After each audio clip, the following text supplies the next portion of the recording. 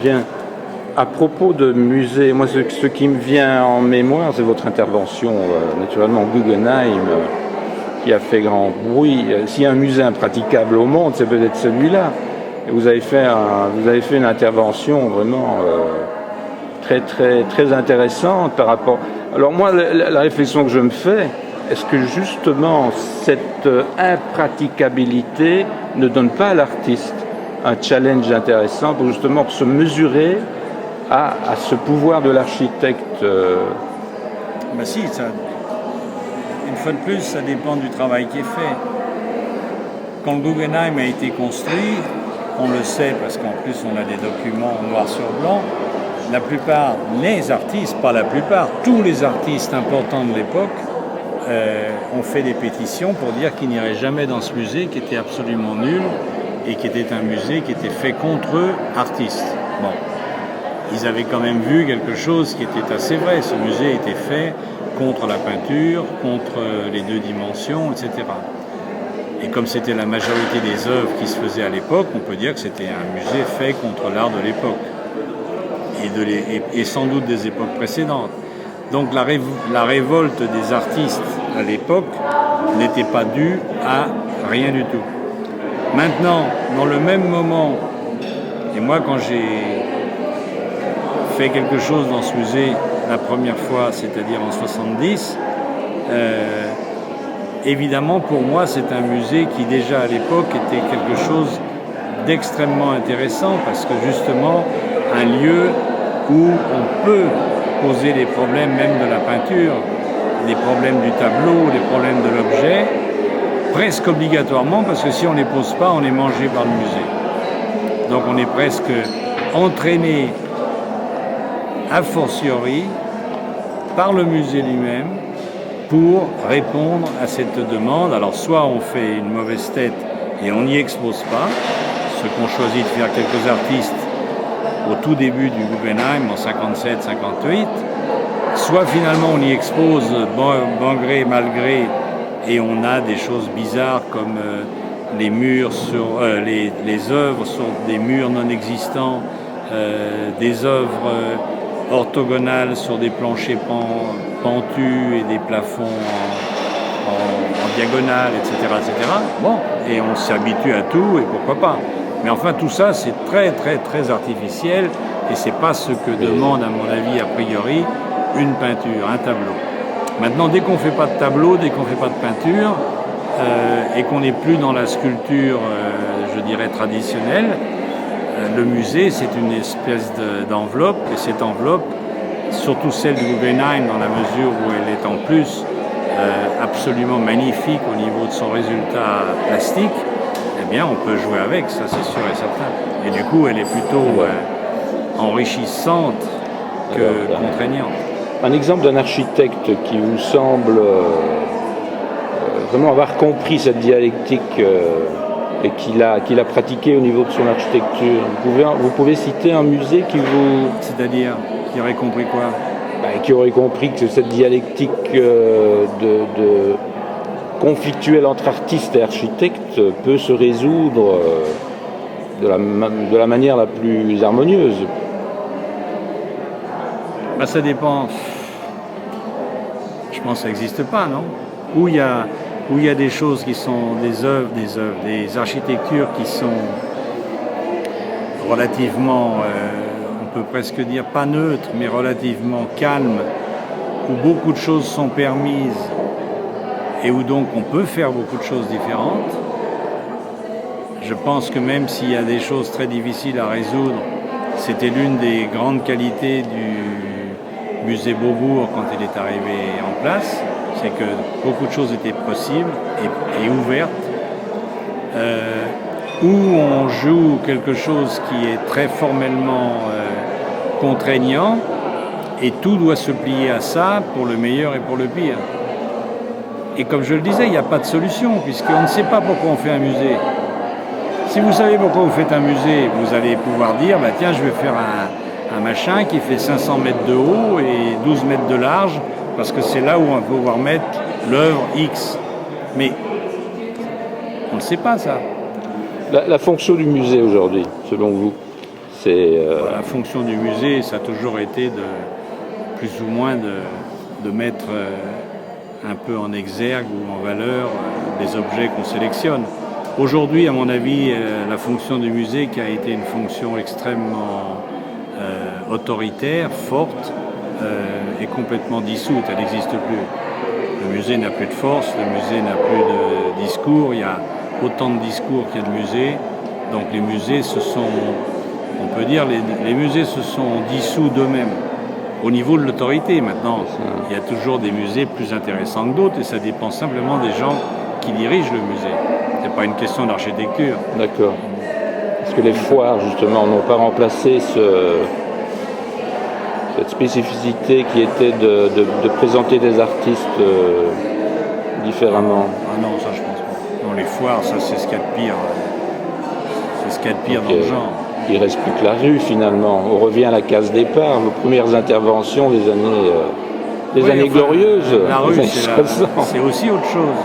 Mais comment dire, on ne peut pas confondre une foire et un musée. Un musée, ça a certaines prérogatives et certaines possibilités qu'une foire n'a pas. La foire, c'est très vite, on monte tout et n'importe quoi, on essaye de vendre, on ferme et on en fait une autre. Je veux dire, ça n'a aucune philosophie, tout juste la philosophie de la vente. Mais c'est tout, c'est tout. Non, ce qui est de triste souvent de voir, c'est que de plus en plus les expositions de groupes, les expositions d'œuvres d'art d'aujourd'hui, sont de plus en plus très assimilables à une foire. Donc, entre la foire qui était, il y a encore 35 ans, un endroit un petit peu chaotique dans lequel on présente des œuvres parmi lesquelles quelques-unes sont bien, la grande majorité est très mauvaise, mais on fait du business. Aujourd'hui, une exposition comme Venise ou autre, c'est la même chose, sauf qu'on ne dit pas que c'est une foire. Et c'est la même chose, le même business s'y fait, le même méli-mélo, le même manque de choix, la même position des galeries qui dirigent tout ça c'est la même chose, avec des voiles différents. Et c'est de plus en plus flagrant qu'entre la Biennale de Venise et la FIAC, il n'y a même pas un cheveu. Mmh. Mais on en arrive là à parler tout naturellement de la fonction de l'artiste aujourd'hui. Est-ce qu'il est toujours... je me rappelle, il y a 20-30 ans, vous lanciez l'idée que la fonction de l'artiste ne devait pas simplement être... Il ne devait pas être là en tant que décorateur d'un système, mais en tant qu'aiguillon, questionner, poser des bonnes questions. Je pense que ça reste dans les choses intéressantes qu'un artiste peut faire. Très difficile, mais ça fait partie des choses qu'un artiste, on pourrait dire, digne de ce nom, devrait faire. Alors ils ne font pas tous, et c'est pas très facile aujourd'hui, je pense. Ça n'a jamais été facile, mais je pense qu'aujourd'hui c'est spécialement difficile parce que le poids, par exemple, le poids d'un système commercial est bien plus important qu'il n'était quand moi j'ai commencé à travailler, par exemple. Le commerce n'existait pas. Quand je me souviens même de critiques que j'ai pu proférer ou écrire sur le côté commercial de l'art, c'était complète, presque invention, c'était très théorique. Mais en fait, dans les faits, ça n'existait pas. Aujourd'hui, en revanche, ça existe bigrement. C'est extrêmement prépondérant, à tel point, je pense, que les jeunes artistes qui n'arrivent pas aujourd'hui à très vite accrocher le minimum de marché ont très peu de chances d'être invités et de pouvoir exposer. C'est beaucoup plus difficile dans ce sens-là, même s'il y a plus de galeries, plus de musées, plus d'artistes, tout ce qu'on veut. C'est plus difficile qu'il y a 40 ans, parce qu'il y avait plus de gens parmi la proportion existante qui étaient là pour se battre sur des idées ou pour aider des gens à développer quelque chose avant même de pouvoir dire qu'on peut vendre le résultat en tant qu'œuvre ou même que l'œuvre est quelque chose à vendre. Aujourd'hui, des idées pareilles paraissent complètement utopiques. Vous avez l'air plutôt pessimiste par rapport aux attitudes. Je pense que oui, je suis très pessimiste, et pas à cause de l'art seulement. Le monde va à sa perte. On est dans un cycle assez catastrophique qui, j'espère, arrivera à s'arrêter avant la catastrophe. Et moi, je vois ça très sinistre en ce moment, très très sinistre. Je ne vois pas du tout d'espoir où que ce soit. Sauf que l'espoir, si, on peut toujours rêver à la révolution, mais hors cette révolution, je ne vois pas beaucoup en ce moment de grandes raisons d'espérer sur la façon dont le monde se développe, et donc par voie de conséquence, le monde de l'art ne peut pas échapper à ça. Donc ce qui peut être plus que tragique ou pénible dans le quotidien se retrouve d'une autre façon dans le milieu artistique. Ça n'est qu'un reflet, ou on ne peut même pas dire que ce soit en avant, c'est un reflet d'une espèce de cynisme et de chaos généralisé qui est très très très perceptible dans le monde de l'art et de la sensibilité, à mon avis, très très visible, beaucoup plus inquiétant que ça n'était dans les années 60, où effectivement on voulait tout changer, tout était en ébullition, mais il y avait une espèce d'ouverture ou de possibilité que ce qui allait changer allait vraiment changer. Et qu'en plus, il y avait des chances que ça change. Aujourd'hui, il y a un cynisme qui fait que cette volonté de changement, elle est beaucoup plus désespérée. Donc elle peut arriver, mais quand elle arrivera, à mon avis, elle va être très, très, très sérieuse, très grave. Oui, je pense un peu comme vous, c'est assez... surtout ce qui se passe en France, vraiment, des problèmes de censure avec toute cette... Non, ne parlons même pas de la France. Alors là, on est au banc de la société européenne en ce moment. L'Italie et la France peuvent se donner la main dans les pays les plus sinistres à l'heure actuelle, les plus rétrogrades, et malheureusement qui risquent d'influencer d'autres pays de façon très très très négative. Très négative. Mais c'est aussi l'état du monde, c'est l'état de l'Europe. On n'est pas dans une ambiance qui donne envie de dire ça va aller mieux, on a vu, on sait un peu la route à prendre, etc. Non, on est dans quelque chose, c'est presque sauf qui peut, on est foutu. Donc ça, c'est pas une position. Même si on veut lutter contre ça, c'est pas une position qui est très très très agréable à supporter si on en a conscience. Si on se trompe, tant mieux. Si on se trompe, en fin de compte, c'est que on est complètement pessimiste, on est un peu aveugle, et qu'en fait les choses ne vont pas si mal et vont peut-être aller beaucoup mieux. Si on se trompe pas, on est vraiment dans une espèce de spirale aspirante, extrêmement dramatique. Et justement dramatique parce qu'on ne voit pas trop comment cette spirale va tout à coup s'arrêter pour essayer de reprendre souffle et se dire bon allez, maintenant ça ne peut pas durer comme ça, il faut remettre les choses un petit peu en place autrement. Pour l'instant, ça je ne le vois pas. Pour en revenir à l'art, parce que bon, on est parti dans un discours un peu apocalyptique.